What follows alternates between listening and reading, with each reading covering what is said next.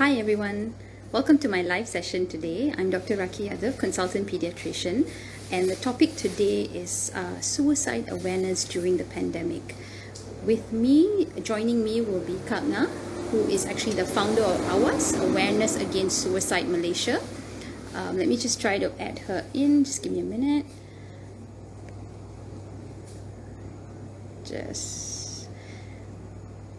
All right. Okay, so while we're waiting for Kak Ngah to join us, there. Kak Ngah, can you just put in the request? Hi.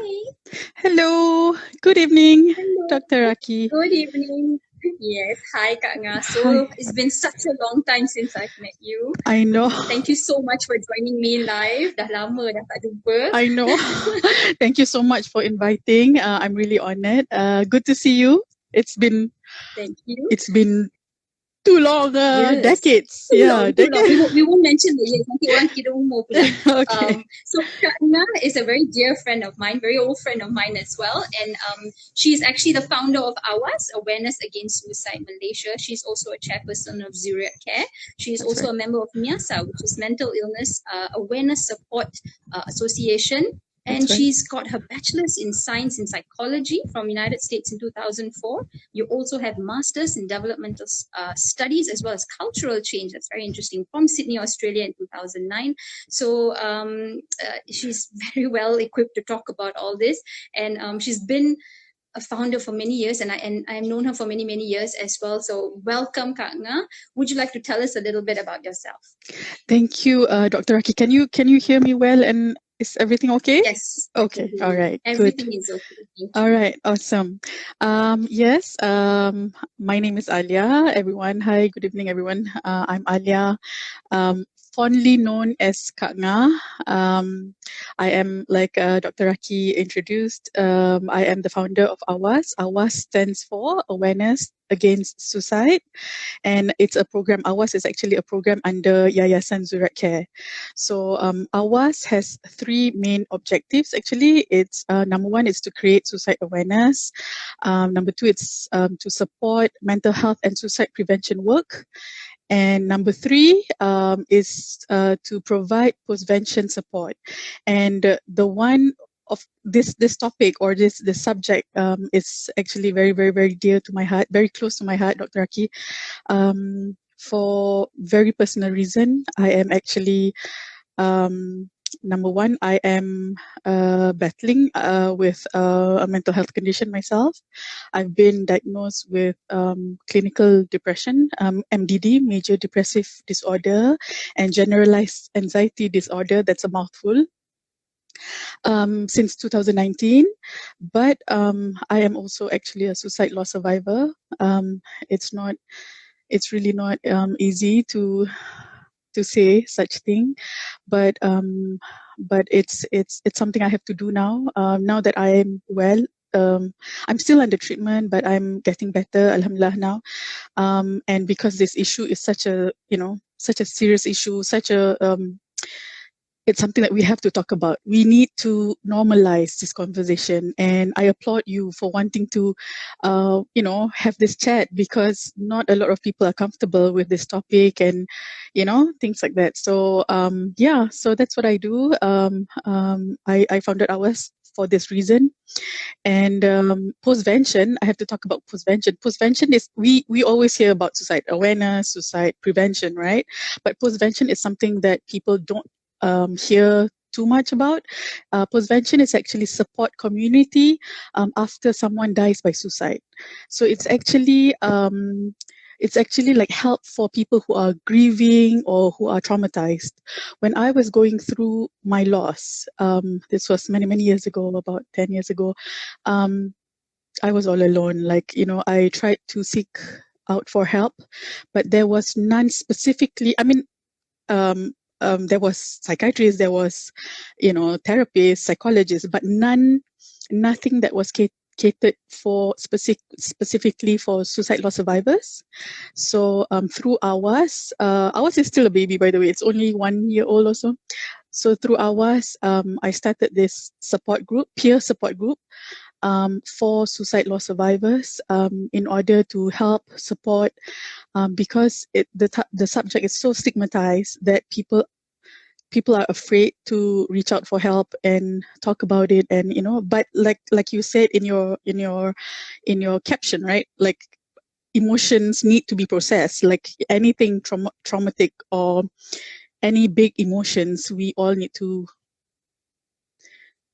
gently confront it and work on it. So AWAS is a safe space for people in need of this kind of support, whether people who are struggling with suicidal thoughts or behavior or ideation, or people who have lost both. That means people who are struggling with suicide ideation, as well as people who have lost loved ones, friends, colleagues to suicide. Yeah. Thank you so much, Kak Ngah. I'm so sorry to hear about.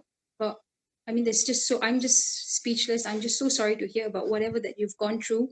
But I mean, whatever that has happened has definitely made you stronger and has made you someone that we can look up to and someone that we can look for if any one of us go through anything in terms of emotion. So I applaud what you're doing, and thank you so much for starting AWAS and giving people out there some sort of, I don't know, some Hope. way that they can cope with whatever, because going through something like this alone is devastating, and especially if it's somebody that it's a loved one. I can never say I understand what you go through, because I mean, touch wood, I hope I never have to understand what you go through, because this is not something we wish upon for anybody. No. But yeah, I just want to just backtrack a little bit. I'm going to ask you a couple of things, and I hope in any way that you can just answer them in whatever way you feel comfortable. Okay. So I'm going to start off with something very basic, actually. Right. What is suicide? What can lead someone taking their life? What is... Right. We hear that word being thrown around lately a lot in the news, in everywhere, in the social media everywhere. Okay, suicide is actually an act of intentionally causing one's own death. That means it is a means to end a person's own life. So that means that person, the individual take their own life. They end their own life, and it's getting the suicide rate in Malaysia now is increasing. Actually, I have some statistics. Currently in Malaysia, there's a shocking statistics of on average 4 suicide deaths per day. So that's a lot. And in 2019, there was 609 recorded cases, and we're talking about recorded, yeah, Dr. Rakhee, maknanya the unrecorded one, the one yang not recorded lah, maknanya there was police no police report, no official cause and things like that, because we don't know how many unrecorded are out there. So 600 in 2019, which means 2 per day almost. Yes, almost. Cepat matematik you. In 2019, 609 recorded cases. To 2020, 631. So that's a jump, about a 20% jump. That was in 2020. So 3631 in 2020. And then in 2021, and we're talking about 2021 is not over, right? 2021 from half the year. Yeah, half the year. Not even half. From January to March, it's only it's not only, but 336 cases were recorded. And 336 ni is more than half of what was reported, throughout last year. Yeah, so it's you can see the jump now. And of course, with the pandemic and the stress and the isolation and everything that's going on, people are, suffering and struggling with their mental health. So why do you think this is happening? We see a gradual increase, 2019, 2020, and especially in 2021. The statistics is alarming. I mean, anybody can just Google this, or if you're following, if you're not katak di bawah tepurung, you would have followed at least 3 to 4 deaths in a day, which is so shocking, So why is this happening? In relation to, if you're talking about COVID, the pandemic specifically, right?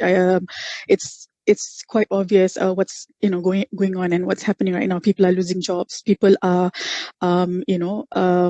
their business are shut down after so many years of running that business. It's no longer running, and isolation. People are isolated from their families, their support network, and support network. We take things so much for granted because our family is around and all that, right? But when people are separated, right, when people are far away from their networks, that's when they become vulnerable mental health wise. They become lonely, and stressed out, and feel like they're struggling alone. And that's COVID per se. But other than that, I think the whole increase everywhere in the world is because life is getting more difficult, I guess, in general, with our social media. One aspect of our life, let's just point to one aspect of our life. Social media is really stressful, I would say. I don't know about you, but for me, someone who's struggling, who has depression, I try to avoid, especially like recently, right? Recently, when it was during Hari Raya and the Palestinian issue was, the news, and every news and social media was full of Palestinian children suffering and losing homes and losing their parents. I was triggered. I was really triggered, and I had to be away from social media and news. So so we are all surrounded by, bombarded by news on social media, or looking at other people punya. We tend to compare. Human beings tend to compare as well. Like, oh, how come my friend or my whoever is doing well? We're not doing. Things like that, I guess, also plays a role. And yeah, all these things are causing a lot of stress to people in general. And it's not surprising why even mental health issues are on the rise as well. Yeah. Absolutely. I mean, I agree with you on the aspect of social media. So hence, I do what I call this digital detox, which I call it myself. So every few months or so, when I feel triggered, I go Right. through all my social media, whether it's Facebook, Instagram, or whatever. Few things that I'll do is I'll actually just delete the app, so I don't click Oh, on it immediately.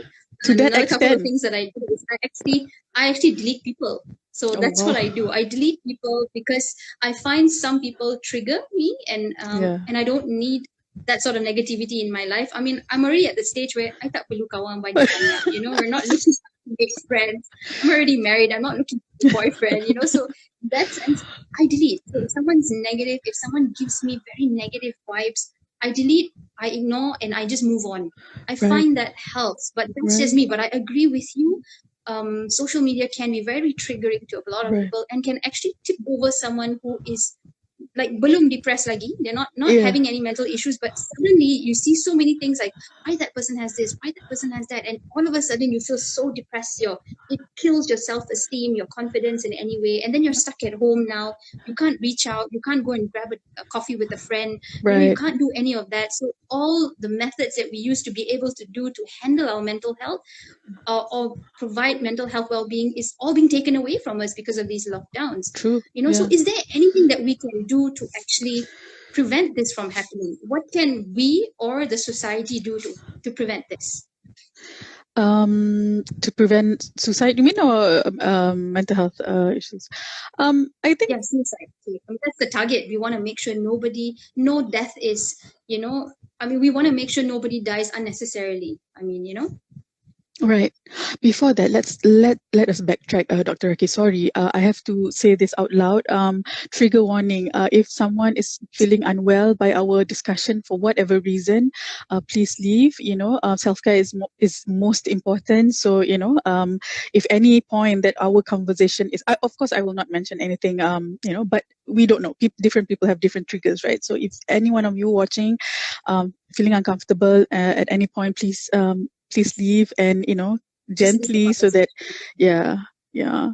Yeah, this is Yes. an So emotional thing. Not many people can talk about it. I don't think everybody is up to listen to it. So if you feel that this is going to trigger you in any way, self-care is very important. And whatever Kak Ngah is going to say, it is not personal. This is not targeted to anybody. It does not help right. any one particular person. This is just general advice. We're just having a friendly kira old friends talking kind of thing. So I want to make sure that nobody feels uncomfortable listening to this. If you do feel, please feel free to leave. Old friend talking without coffee, mana boleh? Kena ada coffee kan? I thought minum coffee anyway. Oh, you Teh lah, teh tarik okay, next okay, time. okay, boleh. Can. Anyway, how to avoid, right? How to make sure, what are the just preventive measures, those isolated from support system or networks, like I said earlier, example, if we're too far away or not within reach of our loved ones, even jiran yang, our neighbors who care, things like that, families and friends. If you know someone who is struggling, right, if they live in isolation for whatever reason, their behavior changes, or when we talk about behavior changes ni banyak, not just being quiet, and many, it could be being quiet suddenly. If this person is bubbly or likes to talk or like to meet people, suddenly they are socially withdrawn. These are the signs. Suddenly now become so angry or irritable, sleep disturbances, these are the things. If we as family members, right, see all these things in our loved ones or our friends, make sure to support them, to ask them, not be judgmental, reach out to them, ask them that, ask if they're okay or not, because actually suicide is preventable.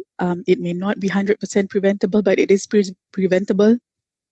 The earlier we detect people who are struggling with their mental health, early signs of depression or things like that, it's the earlier the better, and don't wait. I think for me, personally, through what I went through, because many years ago, it's such a stigma, such a taboo to even talk or ask.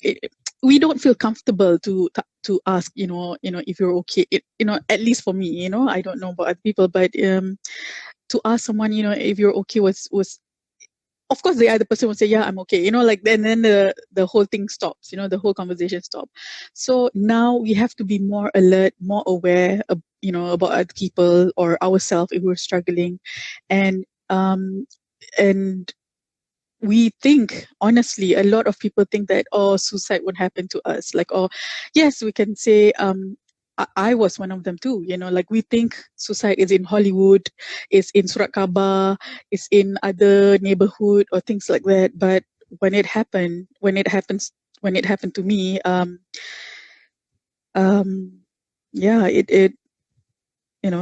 was devastating, and it was hard to accept. But suicide is real. Mental health struggle is real, and please take it seriously. Do not dismiss other people who are struggling, especially the older generation. I feel, I don't know, I may be biased, but I am biased. It's not easy to speak to older generation, because they think tak ada apa lah, you can do this, don't be a baby, things like that. I think get over it. Everything's okay. Yes. But that's And also, we, the culture of boy, men don't cry, boys don't cry, things like that. It's very dangerous, kan? I feel, especially kita, these are the things that we tell,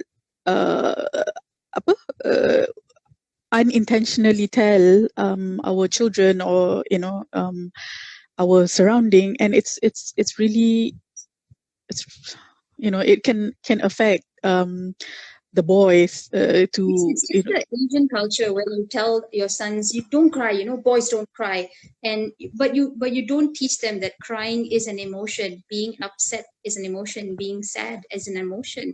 And you don't allow your boys from young to go through these emotions, that at some point in life, when they grow bigger, or even young youths, they don't know how to handle this emotion. Like, I'm not allowed to cry because I'm a boy. not allowed to feel sad. So all I can do is be angry, maybe, so they're confused with their emotions. And we've indoctrinated it in our minds that you're not allowed to feel certain ways. In our culture, in Asian culture, you're not allowed to feel this way.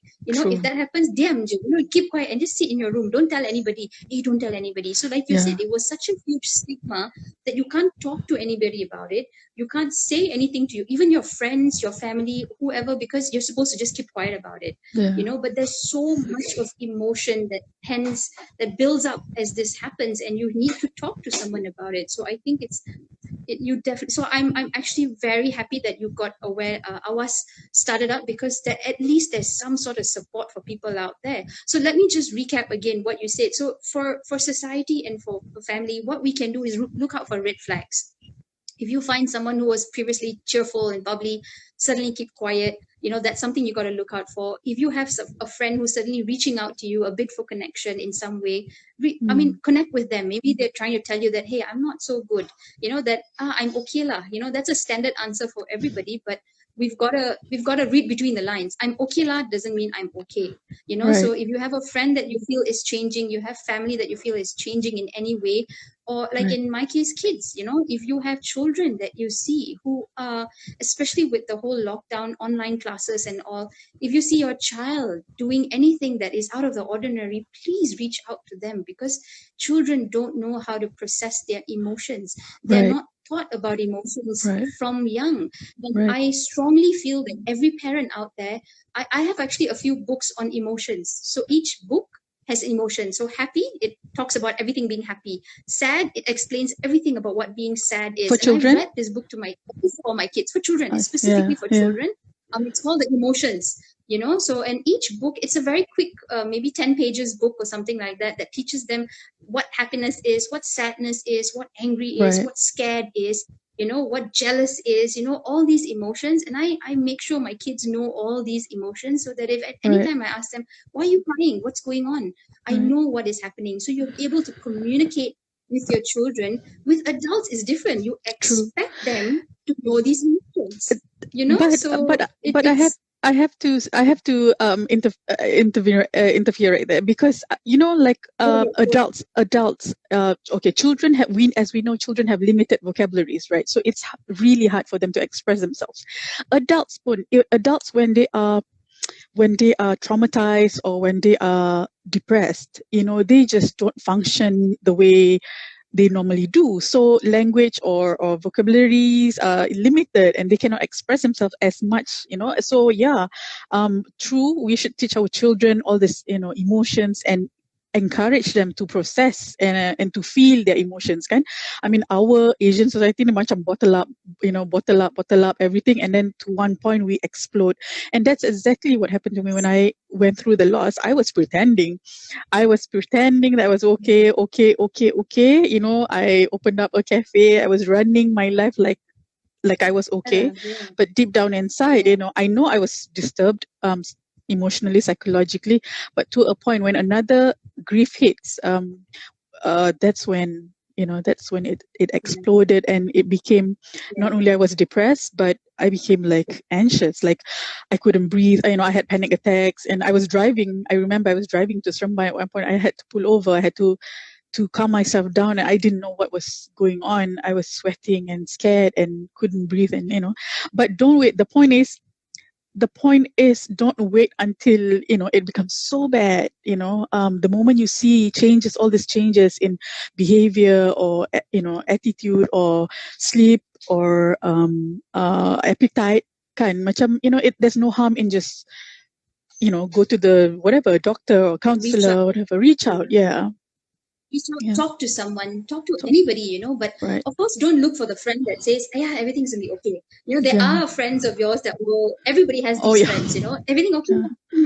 But you will have a few friends that will listen and will give you practical, or maybe just will listen to you. Sometimes you just want someone to listen. So absolutely, you just want someone. You don't want someone to tell you what to do.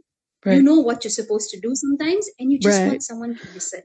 So sometimes, reaching out to the wrong people also can tip you over to the wrong side. True. And but what you said is true. Reach out early, and if you find yourself stuck in any way, reach out to someone that can help you out. Right. So what support system does AWAS have? What Right. do you how do people reach out through AWAS? Okay, we're on Instagram, and we are on Instagram and Facebook. You can contact us at 010-2344-808. There's a number in our Instagram there, but it's a care line that we respond to texts. We don't answer calls. So just a disclaimer: this is it's not a hotline. It's not like Befrienders. Befrienders is 24 hours. You can call, but we find the texting is more. It's appealing to some people who find it intimidating to call and to speak, so but if you are in crisis, make sure that if you are in crisis, do not wait for somebody to respond, or to even I'm talking about general, even Befrienders, Miasa, whatever NGO, whatever talian kasih, don't wait for somebody to respond, or if you're in crisis, go straight to the emergency department and reach out for help. But if you want someone to talk to, bounce ideas, someone to validate your emotions, you're feeling down, you're feeling lonely, that's when you should reach out for this, hotlines, care lines, text someone, text AWAS, that's fine. And even some people reach out to we also do, let's say someone is struggling with their mental health and they want they want someone to accompany them to a doctor, let's say, and they feel like they do not want to tell their parents or do not want to tell their family, but they don't want to go alone. We provide that service. We accompany them, and unfortunately, now is the lockdown, but yeah, but we would we would sometimes you accompany need them. a companion who doesn't judge you as well. You just want someone to just follow along with you, give you companionship, and not say, "Hey, why you dress like that? Why you talk like that? Hey, you suicide. Don't die lah." You don't want someone to give you that sort of triggers. You don't want someone. So it's fantastic that you have this companionship, and that number that you mentioned, is that a 24-hour number or is it a certain time period? It is. It's a text number. Like you don't. So 24 hours you can text. Yeah, 24 hours. We will respond within 24 hours. Okay, within 24. right. Yeah, usually it's less than 24 hours. It's usually within minutes, but that's the grace period. Yeah. Yeah. Disclaimer line, just in case, but make sure I will tag that number on the post, on the IGTV post after this, for anybody who feels they want to reach out or anything like that. And I will also tag AWAS on the post as well. Do you have any comments or any advice to anybody who may be going through a rough time or a rough period at the moment and might just need something to say? Would you want to say anything to them? Learn from me, please. In the wake of suicide, right? The most troubling questions are invariably the most difficult to answer. Like sometimes when issues on suicide, as a survivor, we would ask things like, how could we have known, or what could we have done, and why this thing happened? All these questions, right? Please avoid, if you please learn from me. Like, do not make the mistakes that I've made. Like, it took me this whole loss to understand that suicide is real. Mental health struggles, it's so real, and please reach out for help. For those who can see, who notice changes in your loved ones or your friends, please do not hesitate to reach out to help. And for those who are struggling with your mental health, do not hesitate to reach out for help. It goes both ways, and there is no shame in struggling. Please believe that there is hope. Please believe that everything is temporary. Even your emotions, what you're going through is temporary. Nothing is permanent. And believe that things can get better. Don't give up, don't lose hope, and reach out for help. It's very, very important to know that things can get better. There are treatment, there are support, there are people who care. So please don't. Please take care and reach out for help. There is hope. Yeah. So that's something that you feel. We have a comment from Ashikin. It is important for occupational balance and human touch. I think it's very important. I know a lot of us are struggling in sense of revenue, work, and everything, but you still need to balance out. You need to balance out your life. So don't think money can always be made, love cannot be bought, and memories cannot be you can't re-get your memories, so always remember, money can always be made. So don't take your life because you think that's gonna save your children, because they want you, your wife wants you, your husband wants you, everybody wants you. You don't want the money can always be made. So always have that balance between work and life, and always make sure. I'm a very strong person who believes in self-care. So I Me too. just to sidetrack a little bit, I had an issue around 2018, 2019, and I was emotionally disturbed in a lot of things, and my husband gave me a lot of space, and I found it was very helpful. That's when I realized what self-care was. Before this, you're just a doctor, you're a mother, you're this, you're that, your roles, you're just doing your roles. But I never had self-care. I didn't know that I was allowed to. A lot of us women out there, we don't know that we're allowed to have self-care. We're allowed to just go out with your friend, have a coffee, and come back home and not feel guilty about it. Right. A lot of mothers go through a lot of their motherhood thinking that if I leave my child, I'm a horrible mother. Right. And I was one of those moms until I nearly broke down. And that's when I realized that I need self-care. And so I'm a strong believer in self-care, whatever that may be, whether it's a bubble bath, whether it's just a drive around the taman, whether it's just 5 minutes of silence, you Or do sleep. what you need to do, or sleep. Yeah, Just sleep. absolutely. Yeah. There are days where I'm just gonna sleep. Yeah, absolutely. So do what you need to do to make sure you take care of your health, because you can only take care of others when you are fit and healthy yourself. True. It's very difficult for you to take care of someone else when you have an empty bucket of love in you. So it's very important for me. I feel self-care is very important. And reach out to Kak Ngah, reach out to AWAS. And if there's anywhere else that you feel that you want to speak to or whatever, please look them up. Befrienders is one of them. Right. There are a lot of people that are passing around numbers at the moment. Right. So I won't need to repeat all those numbers, but know that there is always someone somewhere out there for you to speak to. Right. So And please, to echo Dr. Rakhee, right? It's very dangerous the moment you feel like, oh, there's no point of me, I'm better off dying, my children are better off without me.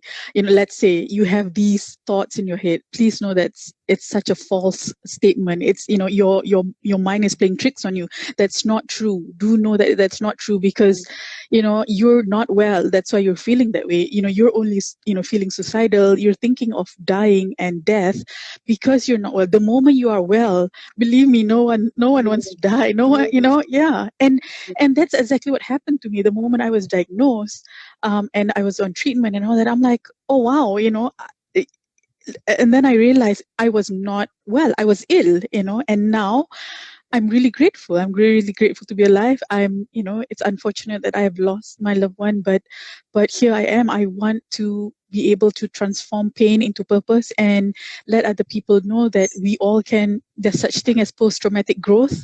We all, despite whatever, I don't know.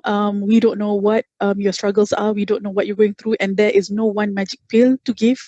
We don't have the solutions. Sometimes people walk in therapy thinking, or taking whatever antidepressants, thinking that it's just the magic pill that will dissolve everything. But no, like, things have to be worked on, and sometimes we need time to process things and work on things, but life is beautiful if we hang on and keep working on it and striving, and yeah, please don't lose hope. Yeah. Appreciate the small things. We're all stuck in our lockdowns, all stuck at home. The white flag is out if anybody needs to. There's so many people willing to help. Malaysians are resilient. I'm going to say this once again. We will come out of this stronger than ever. So hang in there, especially to the Selangorians today. It's even more depressing. 9,000. If you feel triggered by that, also, jangan tengok numbers. If you feel triggered by that, don't look at the numbers. This is not something that you need to see, because they're just it might just tip you in the wrong ways. Just go grab a cup of coffee. I keep saying coffee even though I don't drink coffee. Just grab a drink. It's what people say. Whatever that you want. It's what people say. But just do what you need to do. Don't look at the numbers if you don't delete groups. There were a lot of WhatsApp groups that just forward a lot of things. And what I do is I don't auto download, so I don't have to see the image. So unless I want to see the image, then only I unblock Right. it. So Right. I do that, and it helps my sanity. So I hope that Right. in some way, whatever we have discussed today helps someone out there stuck in any way, and there is always someone to.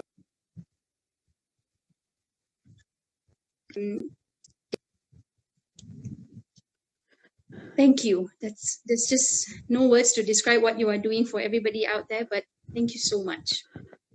Thank you, Dr. Rakhee, for having me. I'm losing you, like you're breaking up a lot. So I can't really. The last part I can't really hear what you're saying, but the last part I said is thank you.